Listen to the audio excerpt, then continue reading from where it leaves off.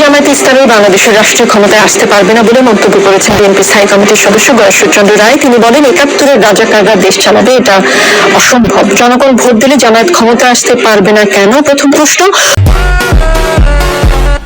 ১৯৯১ সালে জামায়াতের সমর্থন ছাড়া বিএনপি সরকার গঠন করতে পারত না, পর্যাপ্ত আসন ছিল না। তখন জামায়াতকে সাথে নিয়ে সরকার পরিচালনা করেছে বিএনপি। ২০০১ থেকে ২০০৬ পর্যন্ত বিএনপি নেতৃত্বাধীন জোট সরকারের সময় জামায়াতের ২ জন মন্ত্রী ছিলেন। সরকারের থেকে দেশ পরিচালনায় তারা অংশ নিয়েছে। তাহলে এখন অসম্ভব কেন? বিএনপি এত প্রশ্ন করে আপনি উত্তরটা পুরা করেন। আপনারা বললেন জামায়াতের সমাবেশে দাওয়াত পায়নি বিএনপি, তাই যায়নি। আবার জামায়াতের আমিরকে দেখতে হাসপাতালে গেলেন মির্জা ফখরুল সাহেব। আপনাদের এই রাজনীতিটা যদি একটু বুঝিয়ে বলেন।